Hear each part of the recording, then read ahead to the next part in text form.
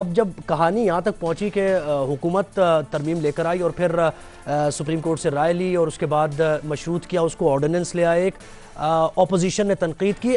इसी असना में क्या हुआ कि एक वीडियो आ गई और उसमें कुछ लेन देन होता दिखाई दे रहा है। वाज़े तौर पर देखा जा रहा है कि कुछ लोग पैसे ले रहे हैं, कुछ लोग पैसे दे रहे हैं। अब इस बार हुकूमत ने कहना शुरू किया कि जो हमारा मौक़िफ़ था वो देखे वाजे हो गया कि हॉर्स ट्रेडिंग होती है, लेन देन होता है, तो इसी को रोकने के लिए हम ये तरमीम लेके आए। जबकि ऑपोजिशन ने फिर इसको अपने तरीके से उन्होंने कहा कि ये तो एक टाइमिंग इसकी देखी जाएगी कि क्यों ये वीडियो कैसे आई, कौन ले रहा है, कौन दे रहा है, और फिर ये जिस उजलत में लाया जा रहा है ये बिल ये ठीक नहीं। तो अब ये सारे मामला भी चल रहे हैं और इस पर भी तज्जिया भी चल रहा है और बयानात भी चल रहे हैं। सेनेट इलेक्शन के हवाले से वीडियो स्कैंडल सामने आने पर वज़ीर आज़म की जानिब से कमेटी तश्कील दी गई है। कमेटी में शामिल वफाकी वज़ीर फवाद चौधरी ये कहते हैं कि जिन लोगों ने पैसे लेकर ज़मीर बेचा और फिर झूठ बोला, उनके इल्जामात की कोई हैसियत नहीं है। साथ ही फवाद चौधरी ने यह भी कहा कि परवेज खटक पर पैसे बांटने के इल्जामात की कोई हैसियत नहीं, उनके और असद कैसर के खिलाफ तहकीकात नहीं होंगी। ये बड़ी अहम बात है। उन्होंने वाज़े तौर पर बताया कि तहकीकात उनके खिलाफ नहीं होंगी। तहकीकाती कमेटी सिर्फ इस बात का तयन करेगी कि पैसे के लेन देन का असल फायदा किसको हुआ और कौन सेनेट में गया। दूसरी तरफ सेनेटर फैसल जावेद का इस हवाले से ये बयान भी सामने आया है कि वो कहते हैं कि कोई नई वीडियोस नहीं है, पहले भी इस किस्म की वीडियोस मंजर आम पर आती रही हैं। वफाकी वुज़रा के इस रवैये को देखते हुए बहुत से खदशात ने सर उठा लिया है। हमारा सवाल कुछ यूं है कि वज़ीर आज़म इलेक्शन वीडियो स्कैंडल की तहकीकात के लिए कमेटी बना दी है। फवाद चौधरी का उबैद मायार और जाहिद दुर्रानी के इल्ज़ामात की तहकीकात से इनकार सामने आया है। उन्होंने कहा है कि परवेज खटक और असद कैसर के खिलाफ तहकीकात नहीं होंगी। कमेटी सिर्फ इस बात का तयन करेगी कि पैसे के लेन देन का असल फायदा किसको हुआ। क्या तहकीकाती कमेटी मामले की शफाफ तहकीकात कर पाएगी? अब इस मामले पर यही सवाल जन्म लेता है। मसाब, आप कहिएगा, जो उन्होंने रीजनिंग दी है इसकी फवाद चौधरी ने, उन्होंने कहा कि जब एक आदमी पकड़ा गया है पैसे लेते हुए तो उसके इल्जाम की कोई हैसियत नहीं। अगर वो वॉलंटियर करता और वो खुद बताता तो शायद उसकी बात की वक़्त होती, लेकिन अब क्योंकि वो पकड़े गए तो उनके इल्जाम की वो हैसियत, वो वैल्यू नहीं है। आप क्या कहेंगे, कमेटी क्या कर पाएगी, हक़ाइक़ का तयन हक़ाइक़ तक पहुंच पाएगी? देखिए, इस पूरे इशू पे ये शेर सुन लें। हराम के रिस्क पे इम्तियाज कैसा, हराम के रिस्क पे ये इम्तियाज कैसा, हराम के रिस्क में ये इम्तियाज कैसा कि खाने वाले खिलाने वाले सब एक जैसे हैं। ये जो पूरी सूरत हाल है ना, मैं नहीं समझता, मेरा जवाब नहीं में है।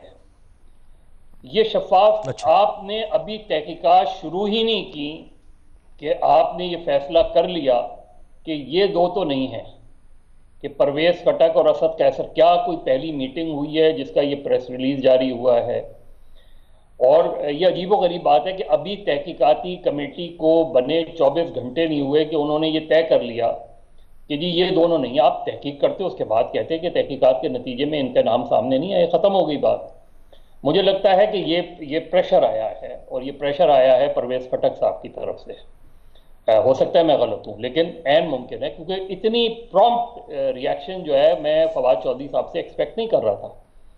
क्योंकि जब आपको तहकीकाती कमेटी बना दी गई है तो आप तहकीकात करने के बाद फैसला करते हैं कि कौन जो है वो इसमें मुलव्विस है, कौन नहीं है।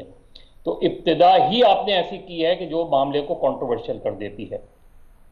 फिर ये कि 2018 के बाद जब ये चीज़ हुई थी, जब 20 MPs निकाले गए थे, उस वक्त भी एक तहकीकाती कमेटी बनाई गई थी।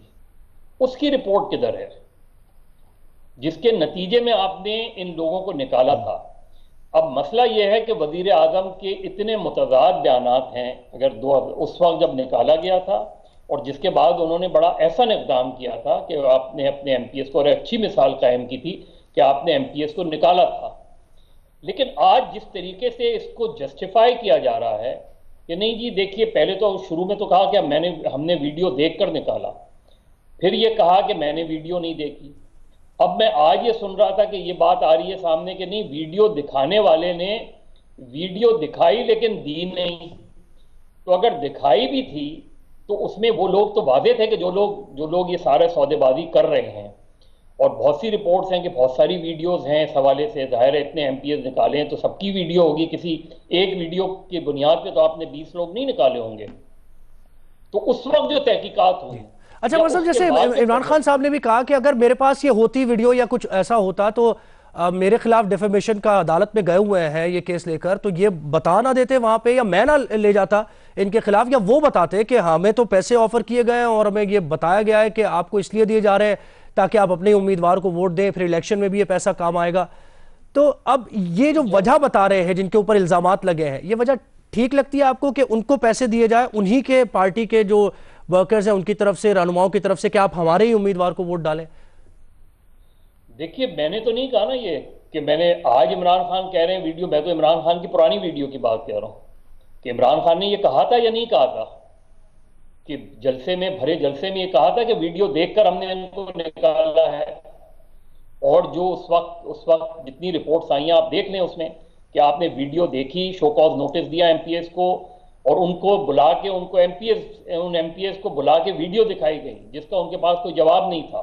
उसकी बुनियाद पर आपने निकाला है। और किस बुनियाद पर निकाला है आपने? कि आपने सबूत देखे तो निकाला आपने। तो फिर क्या ये जो वजीर कानून बने थे इनके हवाले से कोई बात सामने नहीं आई थी? देखिए, खैबर पख्तूनख्वा में इंट्रा पार्टी झगड़ा भी बहुत था। जब ये जिस तरीके से रहा है ये सारा मसला, असद कैसर साहब को फिर निकाल के ऊपर लाया गया, खुद परवेज खटक बिल्कुल बिल्कुल बिल्कुल आप उनको निकाल के जो है कहा, उनको गया था कि इंटीरियर मिनिस्टर बनाएंगे, लेकिन उनको मिनिस्टर ऑफ डिफेंस बना दिया, जिसको एक जमाने में अली अहमद तालपुर कहते थे कि मैं मिनिस्टर ऑफ डिफेंस नहीं, मिनिस्टर ऑफ सेल्फ डिफेंस हूं। तो वहां तो बिल्कुल उसको एकदम बिल्कुल साइडलाइन कर दिया गया। तो ये सारी बातें जो हैं उसकी उस जमाने में तहकीकात हुई थी। तो अब मुझे नहीं पता उस तहकीकाती रिपोर्ट का क्या हुआ, क्योंकि उसके बाद कोई एक्शन नहीं हुआ, यानी पार्टी से निकाल दिया गया। लेकिन इन सारे लोगों को जो मैं समझता हूं जमीर फरोश थे, और आज भी मैं समझता हूं कि जिस वक्त सेनेट में चेयरमैन ऑफ सेनेट के खिलाफ अदम एतमाद की तहरीक जो है नाकाम हुई थी, तो पीपल्स पार्टी और पीएमएल-एन के कोई तो सेनेटर खड़े होके दो आंसू इस पर भी बहा देता कि ये जमीर फरोशी जो हुई है हासिल बदंजो के साथ। वो तो जरदारी साहब के बड़े मशहूर और मारूफ वो बयानात भी हैं उस बारे में, बड़े कि किस तरीके से सब कुछ हुआ। अच्छा, आपका ऑप्शन, इसका मतलब आप ये कह रहे हैं इब्तदाई तौर पर जैसा इब्तदा की है इस कमेटी ने, तो आप ये समझते हैं कि आपको नहीं लगता कि हकायक तक पहुंच पाएगी ये कमेटी, क्योंकि इनका जाविया ही जो है वो वन साइडेड है? ऐसा ही चाहिए, जुडिशियल कमीशन बनाना चाहिए। ये ठीक है, वो कहते हैं ये पार्टी के हैं, जुडिशियल कमीशन कह रहे हैं, तो इसका मतलब आप तो पहले हो चुकी है। ठीक है, आप ये कह रहे हैं जुडिशियल कमीशन बने, तो आप नहीं का ऑप्शन ले रहे हैं।